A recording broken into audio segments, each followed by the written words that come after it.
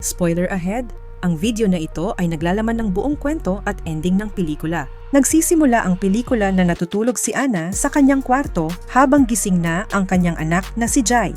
Ginising siya ni Jain at sinabing baha na raw ang lahat sa labas. Ngunit dahil sa sobrang pagod, binaliwala lang ito ni Ana at sinabing gusto pa niyang matulog.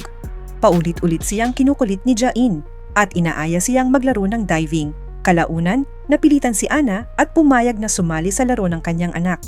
Maya-maya, umalingaw-ngaw ang malakas na kulog sa labas. Nang sumilip si Ana sa bintana, napansin niyang unti-unti nang napupuno ng tubig ang kanilang lugar. Ngunit hindi niya ito masyadong pinansin, iniisip na dulot lang ito ng malakas na ulan.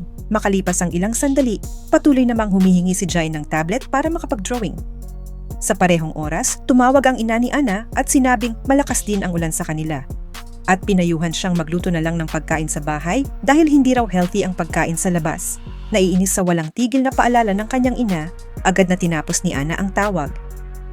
Hindi nagtagal, napansin ni Ana na tumigil na ang kanilang supply ng tubig. Ipinakita naman ni Jain ang kanyang drawing sa tablet, isang larawan nilang dalawa. Habang tinitingnan ni Ana ang larawan, bigla niyang naramdaman na may tubig nang humahaplos sa kanyang mga paa. Paglingon niya, nakita niyang pumapasok na ang tubig sa loob ng kanilang bahay. Sa labas, patuloy ang pagtaas ng baha at biglang may lumabas na warning alert na nagsasabing inaasahan ang matinding ulan at pinapayuhan ang mga residente na lumipat sa mas matataas na palapag ng gusali. Nataranta si Ana at agad na nagsimulang mag-impake ng bag nang makatanggap siya ng tawag mula kay Hijo, isang security officer. Sinabi nitong paparating na ang rescue team at inutusan siyang gamitin ang hagdan papunta sa itaas na palapag, ngunit biglang naputol ang linya. Mabilis na kinuha ni Ana ang medicine bag ni Jain at hinanap ang kanyang anak.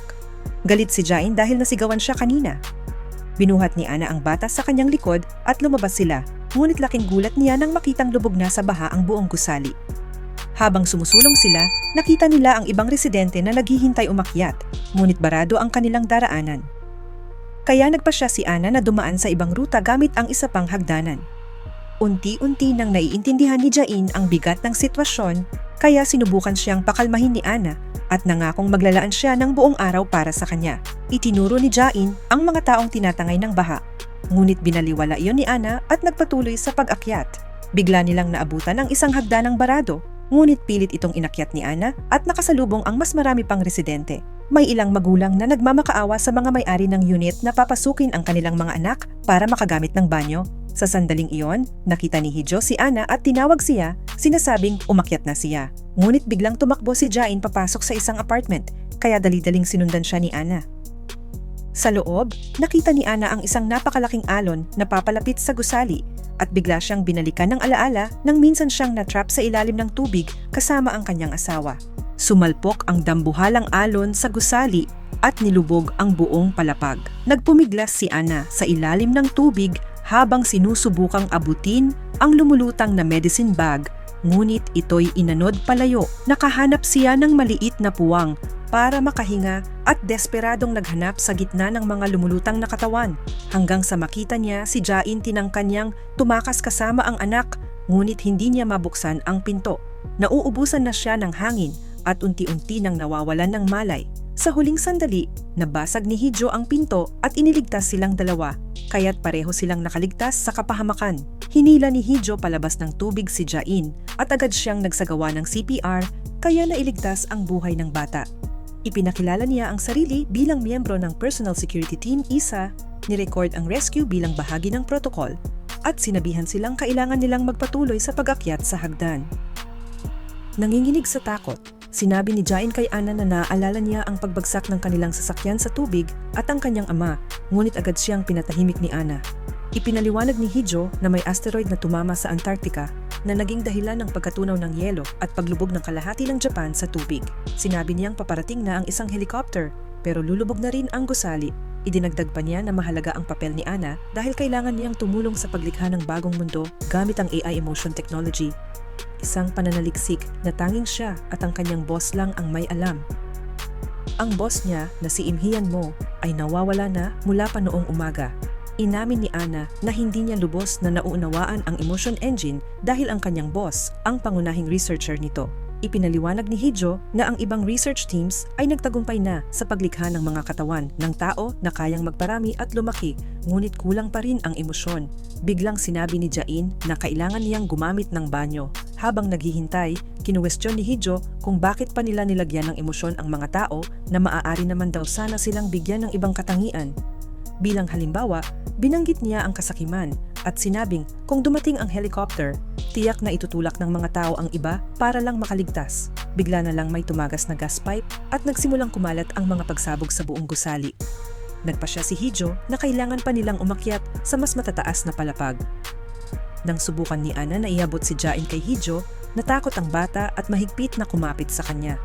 Nang tuluyan ng mahawakan ni Hijo si Jain, nawala ng balanse si Ana at nahulog sa tubig, kasabay ng pagbabalik ng alaala ng aksidente sa sasakyan at ng kanyang asawa. Nagpumiglas siya at nagawang makaakyat muli. Habang naghahanda siyang umakyat muli sa hagdan, may narinig siyang boses ng isang batang babae mula sa elevator, si Lee Jisoo. Sinabihan ni Ana si Jisoo na maghintay at umalis siya para humingi ng tulong, ngunit nakita niya sa daan ang dalawang batang lalaki na ninanakawan ang mga apartment. Nang bumalik siya, isa na namang dambuhalang alon ang sumalpok sa gusali. Naalala niya ang pagtakas niya sa sunroof ng sasakyan habang naiwan ng kanyang asawa na sinasabing umakyat na siya. Naalala rin niya ang paa ng asawa niyang naipit at ang bigong pagtatangka nilang mailigtas siya. Inutusan siya nitong isama si Jain at umalis, kaya umakyat siya at iniwan ng kanyang asawa. Napuno si Ana ng matinding guilt dahil hindi niya nailigtas ang asawa niya at dahil nabigo rin siyang mailigtas si Jisoo. Dumating muli si Hijo nang biglang lumala ang kalagayan ni Jain. Desperadong naghanap si Ana ng gamot, ngunit sinabi ni Hijo na kaya niyang muling buuin ang kanyang anak dahil nasa kanya ang lahat ng data nito at dumating na rin ang helicopter. Nabangga ni Ana ang isang matandang mag-asawa habang sinusubukan niyang painumin si Jain dito. Ibinunyag na si Jain ay nilikha ng kanilang kumpanya at hindi siya tunay na anak ni Ana. Isa siyang research subject at siya rin si Yukji, ang anak ng boss niya. Sinabihan si Ana na kukunin sila ng center. Maya-maya, bumuti ang kalagayan ni Jain. Sumikat ang araw at tumigil ang ulan. Pagkatapos, sinabi ni Hijo kay Ana na inutusan siya ng kanyang boss na iwan si Jain sa isang layover point. Inamin niyang gusto niyang makita kung iiwan din ba ni Ana si Jain tulad ng ginawa ng sarili niyang ina sa kanya dahil naniniwala siyang likas na makasarili ang mga tao. Biglang bumuhos muli ang ulan at may panibagong malaking alon na paparating. Ang matandang mag-asawa ay pinakain ng isa't isa sa huling pagkakataon habang silang tatlo ay tumatakbo pa itaas at mabilis na tumataas ang tubig. Nahihirapan si Ana sa ideya na iwan si Jain, ngunit kinumbinsi siya ni Hijo na isasama nila ang bata. Pagdating nila sa rooftop, dumating ang mga opisyal ng Darwin Center at inanunsyo na kukunin nila ang Newman 77, kabilang si Jain, para sa pananaliksik dahil nasa kanya ang emotion engine data. Nakiusap si Ana kay Hijo, ngunit binaliwala niya ito. Kaya lumapit siya sa senior officer at nagmakaawang huwag patayin si Jain. Bigla namang binaril ng ibang opisyal si Hijo. Sinabi ng senior officer na walang makaliligtas kundi si Ana. Nagkaroon ng huling sandali si Ana kasama si Jain habang kinukuha ng mga opisyal ang data nito at inilalagay sa isang kahon. Ilang spacecraft ang inilunsad bago dumating ang baha at isa si Ana sa mga sakay nito. Sa Isabela Lab, ipinaliwanag ni Director Lee Hiso na wawasakin ng maraming asteroid ang Earth at tuluyang maglalaho ang sangkatauhan. Sila na lamang ang natitirang buhay. Sinabi niyang kailangan nilang lumikha ng isang ina at anak para sa hinaharap. Maaaring gumawa ng katawan ng tao sa Isabela Lab, ngunit kailangang muling buuin ng emosyon. Sinabi ni Ana na handa na ang bata at ang ina na lamang ang kulang. Bigla na lang nagising si Ana mula sa panaginip at nakita niyang napapalibutan na naman siya ng tubig. Muli siyang nakatanggap ng tawag mula kay Hijo na inuutusan siyang umakyat para maging ligtas. Paulit-ulit na nangyari ang mga pangyayari. Habang umaakyat si Ana, may mga taong natrap sa magkabilang panig ng hagdan. Isang dambuhalang alon na naman ang sumalpok sa gusali. Lumangoy paitaas sina Ana at Jain, ngunit biglang nawala si Jain. Desperadong naghanap si Ana, nakita ang lumulutang na medicine bag, ngunit muling nawala sa paningin si Jain. Halos malunod na siya, ngunit iniligtas siya ni Hijo at ipinakita sa kanya ang larawan ni Jain. Hinawakan ni Ana si Hijo at mariing hiniling na sabihin kung nasaan ang kanyang anak. Patuloy ang mga pagsabog at isang pagsabog ang tumama kay Ana ngunit sinagip siya ni Hijo at sinabing magtiwala siya sa kanya. Sa sobrang desperasyon, tumalon si Ana pabalik sa tubig. Habang hinahanap si Jain, muli niyang narinig ang boses ni Jisoo at nagawang basagin ang pinto ng elevator upang mailigtas ito. Sinabi ni Jisoo na may nakita siyang mga taong humihila ng kung ano at binanggit ang tungkol sa isang bata at sa passcode ng pinto. Mabilis na umakyat si Ana, kasabay ng pagbabalik ng alaala ng mga lalaking umatake at pumatay sa kanya. Inatake niya ang isang lalaki gamit ang martilyo. Dumating sina Jisoo at Hijo, inusisa ang mga lalaki, at nalaman kung saan itinatago si Jain. Samantala, iniabot ng lola kay Ana ang isang bote ng juice para kay Jain, sakaling kailanganin ito sa oras ng emergency. Sinabi ni Jisoo kay Ana na hindi niya iiwan ang kanyang mga lolo at lola at mananatili siya sa kanila. Ipinagpatuloy naman ni Ana ang paghahanap kay Jain. Kinuwestiyon siya ni Hijo kung bakit niya biglang iniwan si Jain at sinabing wala itong saysay, ngunit ipinaliwanag ni Ana na kailangan nilang maghanap ng magkahiwalay at nakiusap siyang tulungan siya. Hinanap ni Ana si Jain sa bawat palapag ng gusali habang patuloy ang malakas na ulan. Hindi nagtagal, dumating ang mga opisyal ng center at nagsimulang pumatay ng mga tao. Nagtago si Ana sa kanila at habang tumatakbo, narinig niya ang boses ng buntis na babae na iniwan niya noon. Maya-maya, narinig niya ang iyak ng isang sanggol habang nanganganak ang babae, kaya tinulungan siya ni Ana. Pagkatapos nito, naalala ni Ana ang kwento ni Jain tungkol sa panaginip na iginuhit niya at ipinadala sa kanyang cellphone. Nang tiningnan ni Ana ang drawing, naalala niya ang mga salitang sinabi niya kay Jain bago niya ito iwan sa tuktok ng gusali. Ipinapakita sa larawan si Ana na may helicopter sa likuran. Kalaunan, natagpuan niya rin si Jain. Naalala rin niya ang paulit-ulit na sinasabi ni Jain na 6 na taong gulang pa rin siya sa loob ng maraming araw. Nakita ni Ana ang maraming larawan ng kanyang sarili at tumakbo patungo sa kanya. Ngunit nang buksan niya ang isang aparador, bigla niyang napagtanto na natrap siya sa isang loop at siya ay nahuli ng mga sundalo ng center.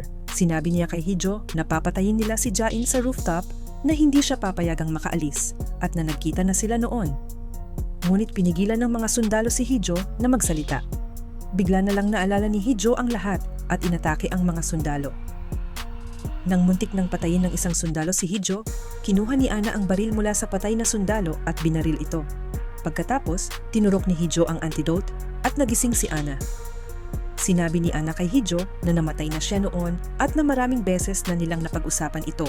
Ipinaliwanag niya na alam na ito ni Jain kaya nagtago ito dahil palagi siyang iniiwan ni Ana. Sinabi rin niya kay Hijo na nagtatago si Jain sa loob ng aparador sa ikatlong palapag. Naalala nila ang mga pagkakataong sinubukan nilang puntahan si Jain, ngunit inatake sila ng mga sundalo ng security team na pumipigil kay Ana na mahanap siya. Iba't ibang paraan ang sinubukan nila, ngunit paulit-ulit silang pinapatay ng mga sundalo. Pinalakas ni Hijo ang loob ni Ana at hinikayat siyang ipagpatuloy ang paghahanap. Habang inililihis ni Hijo ang atensyon ng mga sundalo, hinanap ni Ana si Jain sa loob ng isang apartment, ngunit muli siyang nahuli. Isa na namang dambuhalang alon ang sumalpok sa gusali at nakaligtas si Ana sa pamamagitan ng paghinga sa loob ng isang bote habang pinagmamasdan ni Hijo ang kanyang mga desisyon. Nakawala si Ana at sa wakas ay narating ang tuktok ng gusali. Doon, nakita niya ang isang aparador. Binuksan niya ito at natagpuan si Jain na natutulog sa loob. Pinainom niya ito ng juice at nakahinga siya ng maluwag. Humingi ng tawad si Ana sa lahat ng kanyang pagkakamali at sinabi na maaaring mawala na naman ang kanyang mga alaala. Sinabi ni Jain na hindi siya iniwan ni Ana at pinaalalahanan siyang siya mismo ang nagsabi sa kanya na maghintay doon nang muntik na siyang iwan sa rooftop noon. Naalala ni Ana na sa kalawakan ay nasira ang kanilang spacecraft at siya ay malubhang nasugatan. Sinabi niya kay Jain na siya ang magiging test mother subject at na ang lahat ng nangyari ay bahagi ng mga eksperimento na balak nilang isagawa. Lahat ng data niya ay nakuha at ipinadala sa Isabela Lab kung saan susubukan ang lahat batay sa kanilang mga alaala upang muling buhayin ang sangkatauhan sa Earth. Habang dumarating ang mga sundalo ng center at papalapit ang isa na namang napakalaking alon, tumakbo si Ana kasama si Jain habang nilalabanan ang mga sundalo. Nang sumalpok ang alon, tumalon si Jain sa tubig. 5 taon nang nakalipas, iminungkahi ni Ana sa kanyang boss ang ideya ng paglikha ng isang sanggol at pinalaki niya ito na parang sarili niyang anak. Tinuruan niya ito at inalagaan tulad ng isang normal na ina. Lumaki si Jain na parang tunay na bata, nagpapakita ng emosyon, nakikipaglaro sa kanyang ama at umiiyak nang mamatay ang kanyang ama. Sa kasalukuyan, nakatakas si Ana sa bitag at tumalon sa dilim, muling nahulog sa tubig. hinanap niya si Jain at natagpuan ito sa isang tore kung saan mahigpit niya itong niyakap habang isa na namang dambuhalang alon ang sumasalpok sa paligid nila. Sa Isabela Lab, nilikha ang isang ina at isang anak. Sa huling eksena, muling ginising si Ana ni Jain sa loob ng isang space shuttle na patungo sa Earth. At dito nagtatapos ang pelikula. Maraming salamat sa panunood, hanggang sa susunod na recap.